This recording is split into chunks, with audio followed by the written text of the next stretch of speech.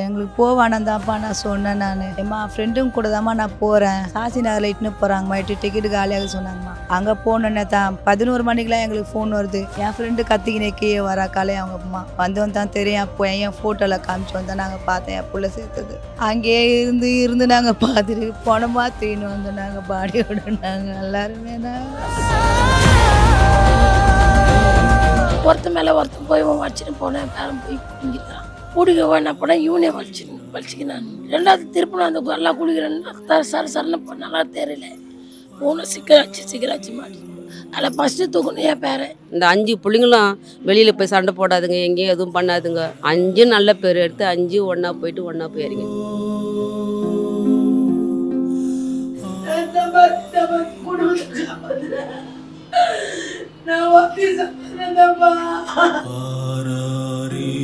கப்பல் படை இவங்கெல்லாம் வச்சு தேடல. ஒரு நாள் பிறகு கிடைக்கல. மறுநாள் அதுக்கப்புறம் அந்த ஊர் மீனவர் வச்சு 50 பேரை இறக்குனாங்களாம். இறக்கி அதுக்கப்புறம் கழுத்து தடையில ஒருத்த மட்டும் கிடைச்சிட்டான். ஒருத்தன் கிடைக்கவே இல்லையா. அந்த முடி மாட்டினதுக்கு அப்புறம் அந்த ஒரு புள்ள கிடைச்சது வரை. அப்போ நேற்று சாயந்தரம் 5 மணிக்கு நேற்று போஸ்ட்மார்ட்டம் பண்ணி காலை விடிகாலம் 3:30 மணிக்கு வந்துச்சுப்பா. என் புள்ளைய விட்டாப்பா நீ ஒரு புள்ள எனக்கு. ஒரு வீட்டுக்கு ஒரு கவர்மெண்ட் வேலை நிரந்தரமாக கொடுத்தா அதுங்க இருக்கிற வரலையுமே அதுங்க ஏதோ ஒரு சம்பளம் அந்த 5 வீட்டுக்குமே அந்த குடும்பம் கொஞ்சம் தேறி வர்றதுக்கு. என்ன நடந்ததுமா? ரெண்டுங்கெல்லாம் கோயிலுக்கு போய்க்கிறாங்க. போகிற இடத்துல அங்கே பூண்டி மாதா கோயிலுக்கு போகிறேன்னு போனாங்களாம். ஒரு அம்மா கூட்டின்னு போனாங்க. 5 பேர் சின்ன பிள்ளைகள. எங்களுக்கு தெரியாது இவங்க போனது. நானும் நாகப்பட்டினம் தான் போயிருந்தேன். ஆனால் போனால் நான் தேடுறேன் என் பேருன்னா கிடைக்கல. தானே பூண்டிக்கு போயிட்டாங்க. நாங்கள் பூண்டிக்கு போனதும் அங்கே சுடுகாடு மாரி இருக்குது. ஃபுல்லாக ஒரு சுடுகாடு. அங்கே ஆறு போய்க்குது. அங்கே போனால் சாப்பாடு செய்யணும் அப்படின்னு சொன்னாங்க. சாப்பாடு செய்யணும்னா சுடுகாட்டு உள்ள போய் என் சாப்பாடு சொன்னேன். அங்கே ஆறு போய்க்குது. குழந்தைங்க போய் குளிக்க போய் காலை விட்டு அந்த மணல் இது போனால் ஒருத்தன் மேலே ஒருத்தன் போய் வச்சுட்டு போனேன். பேரன் போய் பிடிங்கிருக்கிறான். 2 பேரும் பிடிக்க வேணா போனால் இவனே வலிச்சுக்கினான். ரெண்டாவது திருப்பி அந்த எல்லாம் குளிக்கிறேன்னு சரன்னு போனாலா தெரியல. மூணு சிக்கராச்சு மாட்டி அதில் ஃபஸ்ட்டு தூக்கணும் என் பேரை கலைவைந்தன்.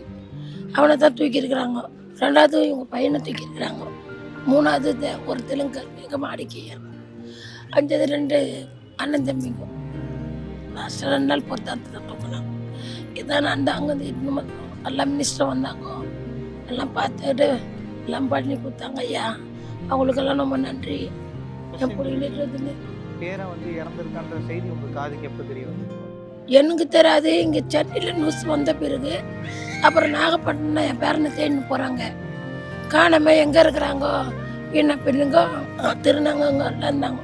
நான் கேட்டேன். அவங்க அழுதுங்கன்னா ஃபோனில் பேசுகிறாங்க. என்ன பேசினுக்கிறேன் மலர்களை சொல்லாத, அவளுக்கு எதுனா ஆகிட போகுது. இன்னும் மொல்லமாக சொன்னாங்க. சொல்லுங்கடா என்னடா கலைப்பேர் வருது என்ன சொல்லுண்ணா. இல்லை உன் பிள்ளை இல்லை 5 பேரும் ஆற்றுல அச்சின்னு போயிட்டாங்களாம் அப்படின்னா. அப்படியே அங்கேயே அச்சின்னுக்குச்சின்னா அவங்க காரில் என்ன கூட்டின்னு போனாங்க. அங்கே அதுதான் ஏன். அப்புறம் அங்கே இருக்கிறவங்க அந்த ஊருக்காரங்க அந்த போலீஸு அங்கே இருக்கிற மினிஸ்டருங்க எல்லாம் ரொம்ப சப்போர்ட் பண்ணாங்க. எல்லாம் குச்சி அந்த ஊரை குச்சி எடுத்தாங்க பிள்ளைகள். அங்கே இருக்கிற ஆஃபீஸருக்கு அத்தனை பேர் வந்தாங்களோ அத்தனை பேருக்கும் நன்றி ஐயா. அண்ணன் சேகர் பாபு மினிஸ்டர் வந்தாங்க. எல்லாம் கட்சிக்காரங்க வந்தாங்க. பாலகங்க அண்ணன் வந்தார். எல்லாமே எங்களுக்கு மாலை போட்டு கொஞ்சம் மாதிரி ஸ்பெண்ட் பண்ணோம். எல்லாருமே இந்த தண்ணீரை அடித்து செல்லப்பட்டு இறந்துருக்காங்க. என்ன வயசுமா பசங்க? என் பையனுக்கு 18 இப்போ தான் தொடங்கி. ஃபஸ்ட் இயர் இப்போ தான் காலேஜ் சென்ட் தாமஸில் படிக்கிறான் கோயம்பேட்டில். எங்களுக்கு போவானந்தாப்பா நான் சொன்னேன். நான் ஏம்மா ஃப்ரெண்டும் கூட தான்மா நான் போகிறேன், சாசி நகரில் இட்டுன்னு போகிறாங்கம்மா, இட்டு டிக்கெட்டு காலியாக சொன்னாங்கம்மா. அவங்க யார் எங்களுக்குன்னே தெரியாது. எங்களுக்கு அங்கே போனோன்னே தான் 11 மணிக்கெலாம் எங்களுக்கு ஃபோன் வருது. என் ஃப்ரெண்டு கத்திக்கினே கீழே வரா காலையே. அவங்க அம்மா வந்தவன் தான் தெரியும். அப்போ என் ஃபோட்டோவில் காமிச்சு வந்தால் நாங்கள் பார்த்தேன் என் புள்ள சேர்த்தது. அதுக்கப்புறம் தான் எல்லாம் வேன் வச்சுருந்தாங்க. ஓடி போய் பார்த்தோம். அந்த 3 பசங்க தான் இருந்து 2 பசங்க கடைக்கு வேலை எங்ககிட்ட. நாங்கள் அங்கேயே இருந்து நாங்கள் பார்த்துட்டு பணமாக தூக்கின்னு வந்தோம். நாங்கள் பாடியோட நாங்கள் எல்லாருமே ரொம்ப தவிச்சுன்னு வந்தேன்ப்பா. என் புள்ளைய விட்டாப்பா நீ ஒரு புள்ள எனக்கு. என் புள்ள அழகா சரிக்கப்பா. என் புள்ள ரொம்ப நேரம் கிடைக்கல சார். அந்த 2 தான் வந்து அந்த ஊர் மீனவர் கப்பல் படை இவங்கெல்லாம் வச்சு தேடி தேடி தேடி தேடும் கிடைக்கல. ஒரு நாள் பிறகு கிடைக்கல. மறுநாள் அதுக்கப்புறம் வந்து அந்த ஊர் மீனவர் வச்சு அவர் 50 பேர் இறக்குனாங்களாம். இறக்கி அதுக்கப்புறம் கிழக்கு தடையில் ஒருத்த மட்டும் கிடச்சிட்டான். ஒருத்தன் கிடைக்கவே இல்லையாம். அதுக்கப்புறம் திரும்பி என்ன பண்ணிக்கிறாங்க, 5 மணிக்கு தான் சாயந்தரம் 5 மணிக்கு மிதங்கினாவுன்னு ஃப்ராங்க்லின் தாண்டி அவன் கச்சான். அதுக்கப்புறம் தான் எங்கள் பிள்ளைங்களே பார்க்க விட்டாங்க ஹாஸ்பிட்டலில். அது வரல எங்களுக்கு தரமாட்டேன்னு தான் சொன்னாங்க. 5 பேர் ஒன்றா தான் நீங்கள் எத்தனை போனோம் அப்படின்ட்டாங்க எங்களுக்கு. அதனால தான் நாங்கள் இருந்தாங்க. வலை போட்டு அந்த வலையில் வந்து அந்த முடி மாட்டி இருக்குது. அந்த முடி மாட்டினதுக்கு அப்புறம் அந்த ஒரு புள்ள கிடச்சிது வர. அப்போ நேற்று சாயந்தரம் 5 மணிக்கு நேற்று போஸ்ட்மார்ட்டம் பண்ணி 7 மணிக்கு வண்டியில் ஏற்றிருக்கிறாங்க. நேற்று 7 மணிக்கு காலை விடியகாலம் 3:30 மணிக்கு வந்துதுப்பா. இவ்வளோதான். 18 வயசு அப்படின்றீங்க பையனுக்கு.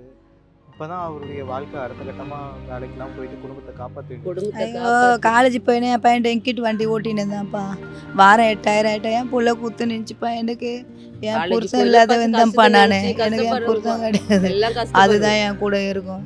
ஏன் எப்படி அந்த வீட்டுக்குள்ள போறேன்னு தெரியல. நான் போய் வந்து உட்காந்துக்கிறேன் வெளியே. காலேஜ் படிச்சுக்கின்னு பாட்டு செம்ம வேலை செஞ்சு ஒரு 10 ரூபாய் அவங்க அம்மா கொடுத்துச்சுப்பா. அதுக்கு நாஸ்தா கடை போட்டு பிழைக்கிற குடும்பம், கஷ்டப்படுற குடும்பம் தான். அது எந்த இருக்கப்பட்டது இல்லை. போடுறேன் இங்கே தான் இட்லி கடை போடுறேன். இருக்கப்பட்டும் கிடையாது. நான் போவாத அதுவும் 5 பேருமே ரொம்ப கஷ்டப்படுற குடும்பம் தான்ப்பா. 5 பிள்ளைங்களும் கஷ்டப்படுற குடும்பம் தான். எல்லாமே கஷ்டப்பட்டு அதை அந்த கஷ்டத்தை நினச்சி இப்போ அதுக்கு 10 ரூபாய் சம்பாதிச்சு நம்ம அம்மாவை பார்க்கணும்னு நினைக்கிற நேரத்தில் அந்த கடவுள் பார்த்து கூட்ட மாட்டாருப்பா. நான் டிஃபன் கடை தான் போடுறேன். நான் வேற எந்த வருமானமும் கிடையாது. அவன் காலேஜ் போயிட்டு பார்ட் டைம் வேலை பார்க்க போயிருந்தான். அந்த கஷ்டம் நான் தான் பார்த்தேன். இப்போதான் சாவுன்னு கேள்விப்பட்டு வந்தார். கேள்விப்பட்டு வந்துருக்குறாங்க. இந்த மாதிரி பையன் இறந்துட்டாருன்ற விஷயத்த செய்தி அவங்களுக்கு சொன்ன பிறகு நீங்கள் எங்கே போய் பார்த்து அவங்களுடைய உடலை வந்து நாங்கள் அங்கேயே போனோம். பூண்டி மாதா அந்த கோயிலாண்டி எங்களை உள்ளே எங்கள் பார்க்கல விடல எங்களை. அங்கே மறுநாள் சாயந்தரம் தான் எங்களை விட்டாங்க 4 மணிக்கு. ஃப்ராங்க்லின் கச்சோன்னு தான் எங்களை விட்டாங்க பார்க்கறதுக்கு. 4 பேர் கச்சோன்னு தான் விட்டாங்க. ஆண்டோ கச்சோன்னு எங்களை விடல. அதுக்கப்புறம் அங்கே போய் பார்க்கத்தாங்கிட்டே ஆண்டோ கச்சிட்டான்னு சொல்லிட்டு ஃபோன் வந்து சொல்லி அதுக்கப்புறம் எல்லாரையும் மொத்தமாக போஸ்ட்மார்ட்டம் பண்ண ஆரம்பிச்சிட்டாங்க. ஒருத்தராக பார்த்து எல்லாருமே இங்கே ஒன்றா வாழ்ந்தவங்களா? என் பையன் இந்த வீடு, அந்த சைடில் 2 பசங்க, அந்த சைடில் 4 பசங்களை, ஒரு வீட்டில் 2 பசங்க. இவங்க பேர ஒன்று, கீழ் வீட்டில் ஒரு பையன். மேல் வீடுனா 4 கீழே பஸ்பில் ஒரு பையன். அவன் வந்து தெலுங்கு. அதுவும் ஒரே புள்ள தம்பா. அவர் எடுத்துகிட்டு போன ஒரு பையன். அந்த பேக் தான் சார். இன்னும் ஓப்பன் கூட பண்ணல. நாங்கள் அப்படியே தான் வச்சுருக்கோம். நாங்கள் கடைசியாக ஒரு வீட்டிலேருந்து கிளம்பும்போது வீட்டிலேருந்து தான் சார் கிளம்புனேன். நாங்கள் மாதா கோயிலில் போய் கேண்டல்லாம் ஏற்றிட்டு அங்கே போய் விட்டு நான் தான் சொன்னேன் போயிட்டு வரமான்னு சொல்லிட்டு தான் சார் போகுது என் பிள்ளை. அந்த போய் முனையில் இப்போ அழுதுட்டு வந்து இப்போ தான் வெளியில் இன்னும் வரல சார். நீங்கள் வருவதா? இப்போ நான் உள்ளே வந்தேன்.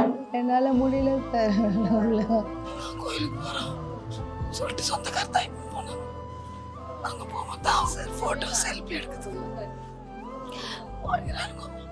அப்போ தான் அந்த மாதிரி ஆயிடுச்சு. இவங்க 2 பையன் சார். அவங்க கோயிலுக்கு போனாங்க வேளாங்கண்ணிக்கு. குழந்தைங்க 5 பசங்க மொத்தமாக போனாங்க. 5 பசங்களும் அப்படியே தண்ணியில் தவறிட்டானுங்க. நேற்று நைட்டு 3 மணிக்கு ஒரு பாடியாக வந்துச்சு. எல்லாமே சேர்ந்து அடக்கலம் பண்ணிட்டோம். இந்த அம்மா 3 நாளாக ஆப்ரேஷனில் பெருக்கிற வேலை செய்கிறாங்க. 4 பசங்க 2 பேர் தண்ணியில் அழிச்சு போயிட்டாங்க. இன்னும் 2 பேர் இருக்கிறாங்க. வண்டி ஓட்டு சம்பளம் கொடுக்கும். இப்போ எல்லாம் இல்லை. அவங்களுக்கு சம்பாதிக்க வேறு பசங்க இல்லை. ஒரு பெரிய பையனுக்கு கல்யாணம் ஆயிடுச்சு. அவங்க மண்டாட்டியோட இருக்கிறான். மூளை வயசில் அந்த பையன். இவன் சம்பாதிக்கிற பசங்க தான் 2 பேர் இறந்துட்டாங்க. யாருமே இல்லை. இந்த அம்மா ரோடு பேருக்குன்னா தான் சார் சாப்பாடு எல்லாமே. அவங்க அம்மா இருக்கிறாங்க. அவங்க எந்த நாஸ்டா கிஸ்டா போட்டு இந்த குழந்தைங்களுக்கு நாஸ்டா மத்தியானம் சாப்பாடு கொடுப்பாங்க. என் பிள்ளைக்கெல்லாம் நான் போயிட்டு வந்துடுறோம்மா, கேக் வெட்டலாமா நாங்கள். அப்புறம் பார்த்தா எல்லாம் ஆஸ்பா கடல்ல வச்சு போச்சுருந்தாங்க. ஐயா என் பிள்ளை முகம் கூட அங்கே ஒரு ஏரியா தண்ணி வந்து தெரியல. பசங்க நல்லா ஜாலியாக எங்கே போனாலும் குளிக்கணும்ன்ட்டு நினைக்கும் போது தண்ணி தெரியாது, தரையாக இருந்துக்குது. இறங்கின பேர் தான் தெரிஞ்சுக்குது அது ஒரு சேரு. எல்லாம் 5 குழந்தைங்களும் சிக்கிக்குச்சு. எல்லாம் சின்ன குழந்தைங்க. 5 பேர் மொத்தமாக போனாங்க. 5 பேர் ஒன்று பின்னால் 3 மணிக்கு வந்தாங்க. ஞாயிற்றுக்கிழமை காலையில் இறந்துட்டானுங்க. நைட்டு தான் 3 மணிக்கு எல்லா பாடியும் ஒன்று அனுப்பினாங்க. உங்களுக்கு அரசு சார்பிலேருந்து ஏதாவது உதவி கிடைச்சா நல்லா இருக்கும்னா நல்லா இருக்கும் சார். என்ன உதவி தேவைப்படுது? எதுவோ நீங்கள் பண்ணுற உதவின்னு தான் எது வந்தாலும் ஏற்றுக்குவோம். உங்களுக்கு என்ன உதவி தேவைப்படுது? என்னத்தை கேட்பேன் நான், என்னத்தை கேட்பேன்? என் கடனை கிடைக்கத்தான் என் பிள்ளை நைட் வேலைக்கு போச்சு. என் பிள்ளை நான் கொடுக்குறேன் அந்த வேலை தான் பார்த்து போயிடுச்சு. ஆர்டர் என் பிள்ளைங்க 2 பிள்ளை வந்தா நல்லா இருக்கும். தூய்மை பணியாளர் வேலை செய்கிறாங்க. அவங்க வந்து கான்ட்ராக்ட் தான், அது எப்போதெல்லாம் இருக்கோம் போவோம், அதை பற்றி தான். அவங்க 2 பசங்க தான் அவளுக்கு வந்து அந்த பிளிங்கண்ட் வேலை செய்துட்டு அவங்களுக்கு பார்த்துட்டாளுங்க. அவங்க ஹஸ்பண்ட் கிடையாது. இப்போ அந்த பசங்களே போயிட்டு மலை மாரி போயிட்டு மேலே இப்போ யாருமே கிடையாது அந்த பொண்ணுக்கு. அதெல்லாம் அவள் செய்கிற வேலை கூட ஒரு அரசாங்க வேலையாக மாற்றி தர வேணும். அவளுக்கு எதனா ஹெல்ப் பண்ணணும். கோயிலுக்கு போகிறவங்க தான் பார்க்குறது சொன்னாங்க ஃபோன் பண்ணி. அதாங்க கோயிலுக்கு அனுப்புனாங்க. இவங்க போவானாங்க. சரி ஃப்ரெண்டும் கூட ஒரு ஆசையாக போகிறோன்னு 5 பேரும் போயிடுச்சுங்க. போயிட்டு பேர் இவங்க காலையில் ஃபோன் பண்ணிடுறாங்க. ஃபோன் எடுக்கல. இவன் 8 மணிக்கு குழந்தைங்க அவனுக்கு வந்து அன்றைக்கி பிறந்த நாள். அது 8 மணிக்கு ஃபோன் பண்ணால் அவன் விஷ் பண்ணியிருக்கிறான். 8 மணிக்கு மேலே அங்கே அவங்க என்ன சொல்லிடுறாங்க, கூட இட்டுன்னு போனவங்க பக்கத்தில் அவங்க சமையல் பண்ணுறேன், நீங்கள் அந்த ஆற்றுல இறங்கக்கூடாது அப்படின்னு சொல்லிட்டு அவங்க சமையல் பண்ண இறங்கியிருக்கிறாங்க.